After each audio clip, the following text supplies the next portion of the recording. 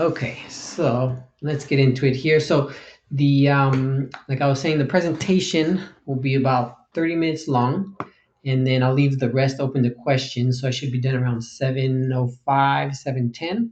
If you do have any questions, you can put them in the chat box, and I'll get to them at the end of the presentation.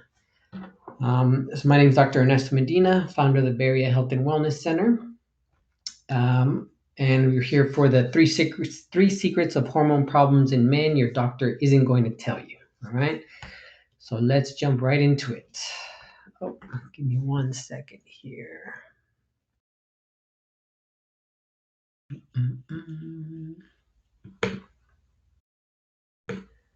Let me get this back up. All right, perfect. So the first concept I want to introduce to you guys is the concept of andropause. And of course, we're going to be focusing on men's health, but it's very informative and relative to women as well, because oftentimes the partner is the one who can identify some of these problems in the men without them actually realizing it. So let's get into it here. This concept of andropause. Now, the official definition is a syndrome associated with a decrease in sexual satisfaction or a decline in a feeling of general well-being with low T levels. Now, this whole idea of, or this whole definition of a loss of feeling of general well-being is something what I really want to focus on because it's very vague. And so what really is a feeling of not being well? And so the most common symptoms associated with andropause are going to be these top ones in white, which can be low sperm count and infertility, loss of libido or sex drive, balding, and increased fat around belly and the hips. But the less common symptoms can be poor exercise recovery and loss of muscle tone. It can be loss of drive and motivation. And that's not necessarily sexual drive, but motivation in life and drive in life to accomplish tasks and things like that. And even depression can be a side effect of low testosterone in men. And then those of you who have attended any of my Alzheimer's and dementia workshops, you know that hormones, especially testosterone for men, when they're too low, can cause subtle memory issues and increases risk for dementia and Alzheimer's. For women, estrogen has the same effect. So estrogen is very important to the brain and protecting the brain. And after menopause, if estrogen levels are too low, they can have sudden onset of cognitive decline of dementia. Okay, so very important concepts here.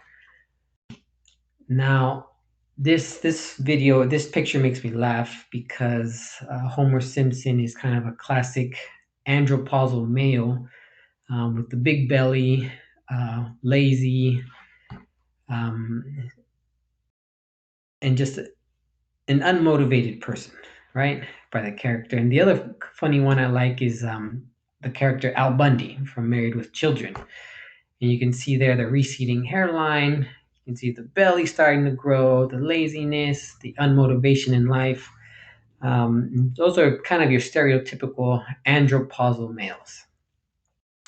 Now, the struggle we have in the conventional healthcare model is really getting the proper lab testing done.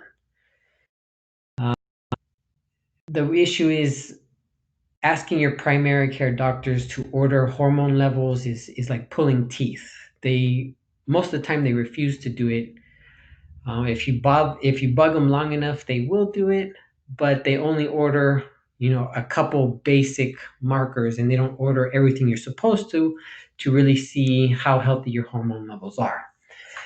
So I've had a lot of clients come to me frustrated because they ask their doctors to measure their hormone levels, both men and women, and they just refuse and refuse over and over again.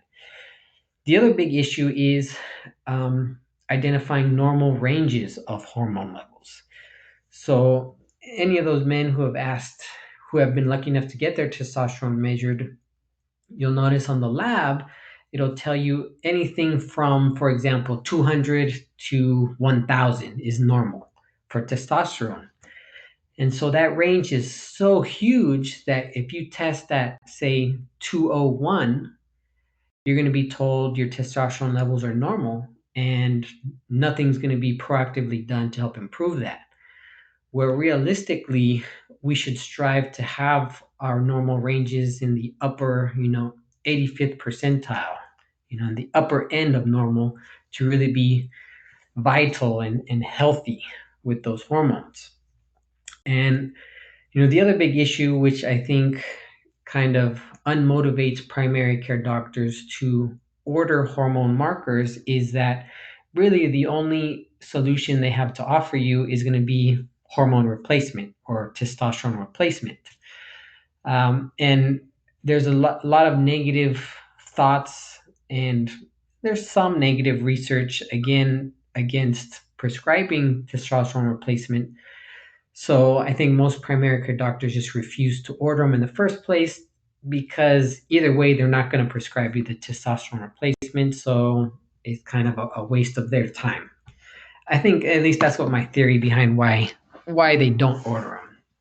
So this is the real struggle that exists today in the conventional medical system.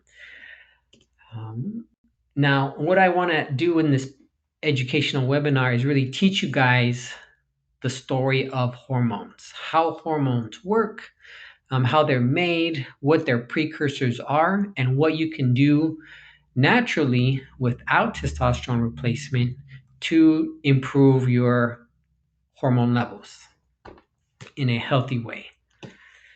All right, so secret number one I want to share with you guys is that all hormone production begins in the brain. And so I like to call this secret of neurological activation. Basically, the brain has to send a signal to the testes to activate. And it does that through a hormone called LH and FSH. Now, LH, when the testes receive the signal of LH from the brain, the testes make testosterone. When the testes receive the signal from the brain of FSH, they make the sperm. All right. So one of the biggest mechanisms that can cause low hormones or low testosterone is going to be lack of neurological activation, meaning the brain is not properly signaling to the testes, so we get no LH and FSH production, and so the testes just don't activate because they're not getting the signal from the brain. And over here to the left, you can see these are the primary causes and the primary drivers of no neurological activation. They are systemic inflammation, gut or digestive inflammation, which will eventually lead to systemic inflammation, the SAD diet, which stands for the Standard American Diet, high in carbohydrates and processed foods and high in sugar and processed fats, which will, of course, lead to both gut inflammation and systemic inflammation. We have chronic stress, and that can be stress, physical stress, it can be psychological or emotional stress, which all inevitably lead to inflammation as well. Now, the less recognized are going to be head injuries. So we have TBI, which is traumatic brain injuries. We have concussions and post-concussion syndromes, and to a lesser degree, whiplash car accidents. So a lot of people don't know this, but whiplash injuries that you experience in a car accident very often can cause mild concussion like injuries to the brain. And this is a very big driving force of not only systemic inflammation, but neurological specific inflammation and chronic use of antidepressants. Now, antidepressants have long been known to cause loss of libido and loss of sex drive themselves, but they also change the chemistry of the brain and not always for the best. Sometimes they're really focused on improving mood, But one of the biggest side effects a lot of antidepressants have is this killing of libido for men. Now, secret number two, or mechanism number two of possible causes of low testosterone is no testicular activation. Basically, what this means is the brain is properly signaling to the testes. So we're creating a good amount of LH and FSH, but the receptors of the testes are just not receiving the signal. Now, luckily, this is one of the more rare causes of low testosterone in men, but the primary causes of it can be direct trauma to the testes and autoimmunity. Now, it's labeled as rare. However, autoimmune issues are becoming more and more prevalent in the United States to the point where something like one in 7 people, I think, has an autoimmune disease today, and it's only getting worse. Now, just like men can develop autoimmunity to the testes, women can also develop autoimmunity to their ovaries. And one of the most hidden and complex drivers of infertility for both men and women can often be autoimmune issues. And I have yet to see a fertility clinic who actually tests for autoimmunity to the ovaries or autoimmunity to the testes in cases of low sperm production. And so it's not very well understood yet in the conventional medical system, but in our world, we always, if the other more common factors are not fixing the issue, we always test for autoimmune issues contributing. So that's a big one. Now, secret number 3 is going to be hormone overconversion. Now, what I mean by overconversion is a little complicated, so I'm going to break it down for you guys. This first line of hormones here, we have andro, testosterone, and DHT. Okay, these are the most common male testosterone and testosterone subtypes we have. The most important and most beneficial being testosterone itself, and the least beneficial being DHT. Okay?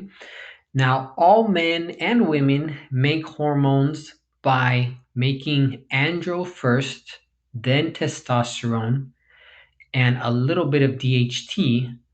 Women will take this an extra step and convert their testosterone into estrogen, also known as estradiol. Now, this mechanism here can go both ways, meaning men, although men are supposed to stop at the testosterone hormone and not convert further into estrogen, they can, in certain cases, just like women, can overconvert estrogen into testosterone. So men can become estrogen dominant instead of testosterone dominant, and women can become testosterone dominant instead of estrogen dominant. Or I don't know if I said that twice. Men can also become estrogen dominant versus testosterone. And the primary driving factor of this is similar to the others we talked about before: systemic inflammation, gut or digestive system inflammation. So let me expand a little bit more on gut inflammation. Cases of chronic acid reflux, bloating, indigestion, chronic constipation, or things like IBS, irritable bowel syndrome, chronic diarrhea. All those things are signs of an unhealthy and inflamed digestive tract or gut. Okay? The standard American diet, like we discussed before, is a major contributor of both of those. And again, chronic stress in the form of physical, emotional, psychological eventually leads to inflammation as well. Okay, these are the primary drivers of this overconversion for men of testosterone into either estrogen or DHT. Now, let's let's take or let me explain a little bit more about DHT. Now, the reason DHT is unfavorable and even a little dangerous is because the place we have the most receptors for DHT are in hair follicles, so it can cause male pattern baldness, the prostate, so it can cause prostatitis or inflammation of the prostate, and inevitably can lead to prostate cancer. Okay, so this is why DHT is very unfavorable for us men.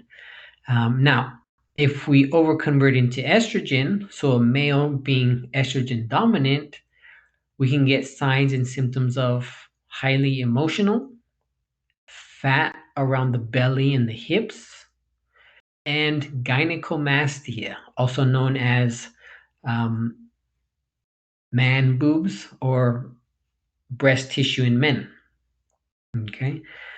Now, let's take, for example, a man who goes to a male health clinic.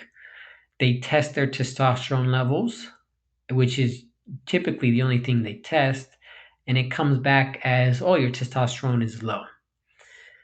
Now, the doctor prescribes testosterone replacement to a man who's already overconverting their testosterone into DHT or estrogen. What would you guess is going to happen when you feed more testosterone, more synthetic testosterone into this system? That testosterone is going to temporarily spike up, but over time, it's going to continue over converting into DHT and estrogen because the primary driving factors, which we talked about here, of systemic inflammation, gut, the standard American diet, and chronic stress have not been addressed. And so this really creates a chronic, lifelong customer of these male health clinics because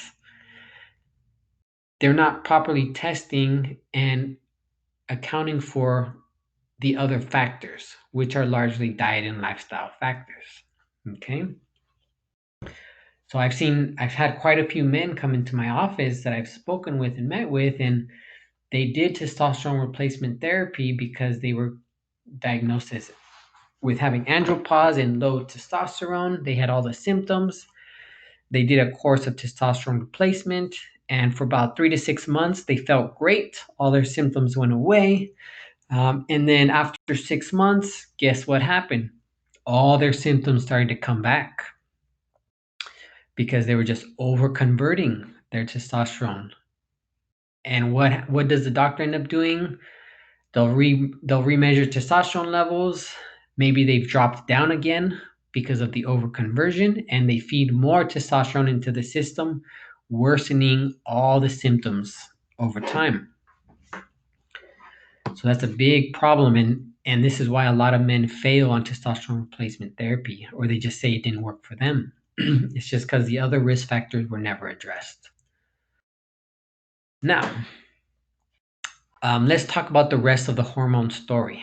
So right down here, basically, we've talked about this already, that we had andro, testosterone, and DHT here, and estrogen. But what we didn't talk about is the precursors of those hormones. So if we start all the way at the top here, cholesterol is the basic building block of all hormones.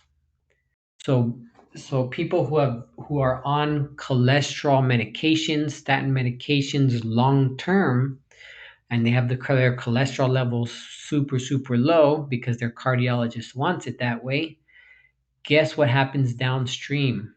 We can get disruption of all of our hormone production.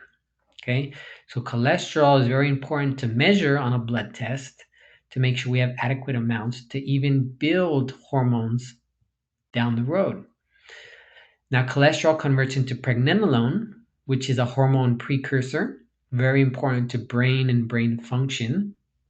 Pregnenolone converts into DHEA, here, another hormone precursor. Now, pregnenolone and DHEA are both available over the counter. So you can easily measure all of these, and if you find that maybe cholesterol is normal, but you're having decrease in pregnenolone or DHEA, you can you can synthetically feed these into the system to get downstream increase in hormones, right? So that's one of the ways you can support hormones naturally without testosterone replacement.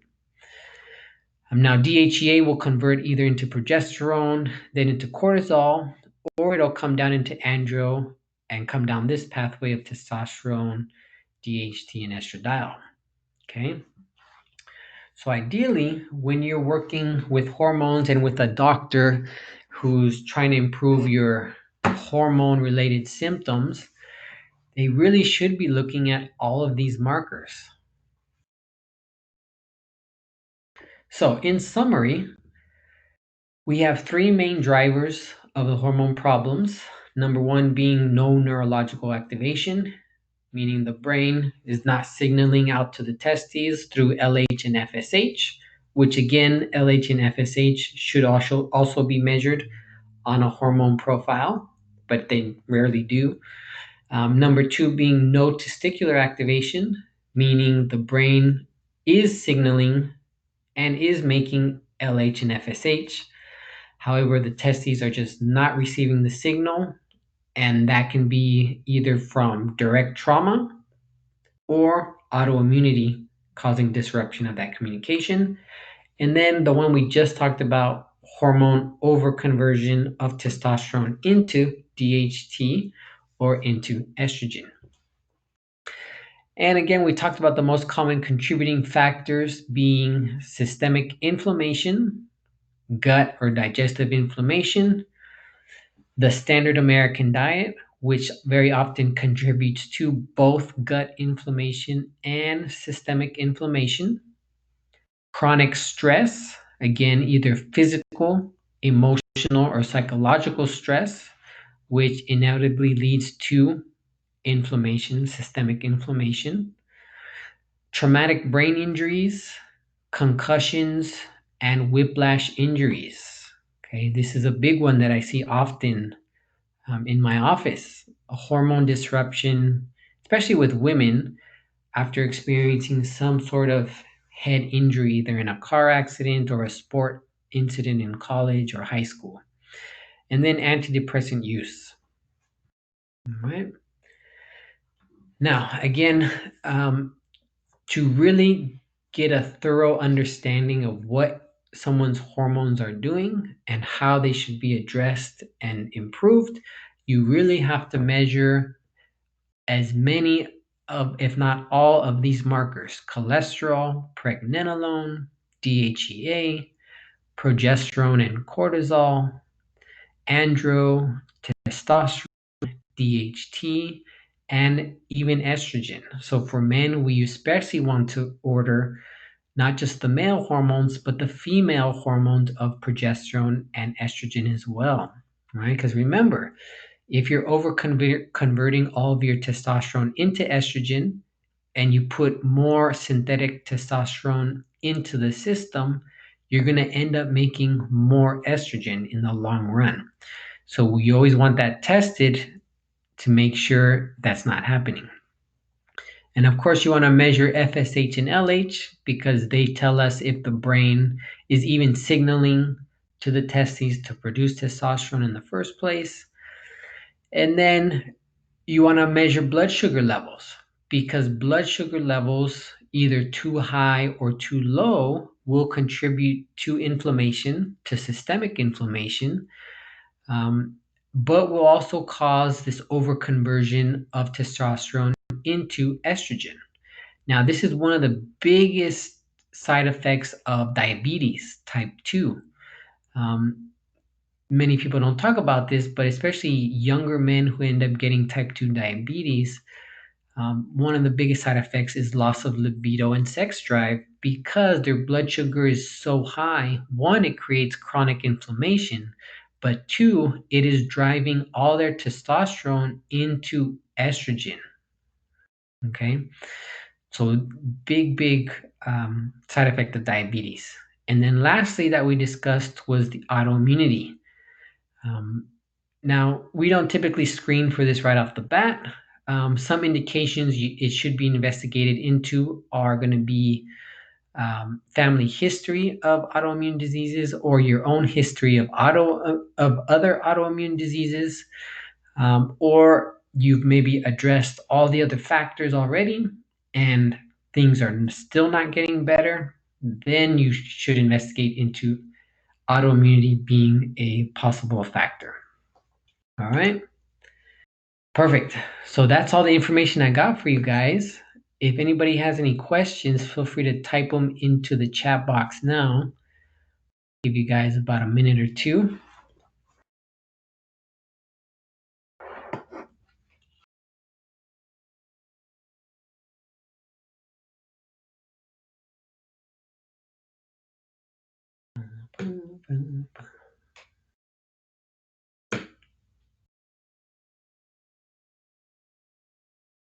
All right. All right. No questions coming in. Did you guys find this useful or informative? All right. We did get one question come in about blood tests. The question says, within your practice, are there specific blood tests that you order? The answer is yes. We order specific blood tests based on basically what we do is we offer a free consultation, and based on kind of your history and the information you give me, we decide what tests we need to order. But for hormone panel specifically, say someone comes in with hormone complaint, we do look at all of these hormones here, as well as blood sugar levels, and as well as vitamin deficiencies. I've spent the last 2 years working and focusing on women and female hormones, and then realized I started getting a handful of men come in with their own hormone problems. And that's when I started to investigate further into it. And it turns out many men suffer from andropause and andropause like symptoms, and at an early age. It doesn't have to be over 40 or over 50. I've had men at 32, 33 years old already diagnosed with andropause. And just like menopause, there's women who go through menopause late 20s, 30s, 40s. And it's not normal by any means, but it does happen, and it's because there's some other underlying issue going on. Now the other question we have is exercise and diet enough to improve? That's a good question. I would say exercise and diet, if your hormone levels are already normal, exercise and diet is a great way to maintain them healthy. If you've been diagnosed with andropause already and you're having massive dysfunction, or you have a history of a head injury or a concussion, and that's causing your hormone problems, then exercise and diet are going to be super important. But targeted supplements are also going to be vitally important to try to balance out the issues that are going on that are underlying. Now, the other question we got is, what is the target age range for this therapy? Is it ever too late to test for this? That's a great question. And I would say no, it's never too late to test for this. I just started working with a 93-year-old man who came in for some minor memory loss, and he's worried about dementia, Alzheimer's, and all that. Physically, he's very healthy, very active, still very sharp, but he's noticed that his short-term memory is not what it used to be, and it's recent, within the last 3 to 6 months. So we definitely measured his testosterone levels, because remember I mentioned earlier, low testosterone for men can be a driving contributor of one, not feeling loss of well-being, but also of dementia. So at 93 years old, we definitely did measure his hormone levels, and they did come back low. So we're going to be um, using some of the strategies that we talked about in this webinar to improve that. Absolutely. Next question I have here: how much of hormone loss are due to age? That's a tough question to answer. I don't think any hormone loss. Well, I think they say something like 5 to 10 points per year after the age of 40 or something like that. But to be honest, um, just because that's common, it doesn't mean it's normal. Again, if you're an aging male and you're still consistently exercising, your strength training, your diet is good and clean, there's no reason why you have to have suboptimal hormone levels just because you're older. Like I said, I've seen 32-year-olds, 33-year-olds come in here with, the diagnosis of andropause and testosterone so low you could think they were 50, they were 70 or 80 years old, but they're only 32. So I don't think there's necessarily a normal amount of loss of hormones due to age. Next question we have here. We're getting a lot of questions. Now, the next question says, you said there's a relationship to women also. Would a woman do a blood test for all the male markers and that would give you good feedback? Yes, great question. So even for women, we do test testosterone and DHT because, like I said, women can overconvert estrogen back into testosterone. Now, the most common side effect for women is going to be your polycystic ovarian syndromes. So cysts and fibroids, more specifically cysts that form on the ovaries and the uterus, which gets the diagnosis of polycystic ovarian syndrome, is very often caused from too much testosterone due to the same underlying risk factors we already discussed, which are right here: systemic inflammation, gut or digestive inflammation, the standard American diet of over-processed carbs and too much sugars and sweets and carbohydrates, and chronic stress. So absolutely, we even for women we test the male hormones as well. All right, great number of questions. I'm gonna close off the webinar now, but what you're gonna get is you're gonna be rerouted to my calendar, and if anybody's interested in having a free 30-minute consultation, you can schedule directly from that link. I have a few hours Friday and Monday as well, and you can schedule that directly through the link. And we look forward to meeting with you. If you do decide to do the consultation and you have some old copies of hormone levels, you can bring those in. We can evaluate them, see how they look, see if they're optimal in the upper 85th percentile, and what other tests should really be looked at. All right. Well, thank you guys for your time. Hope you enjoyed the webinar, got some useful information out of it. Stay logged in so you can get the calendar link here.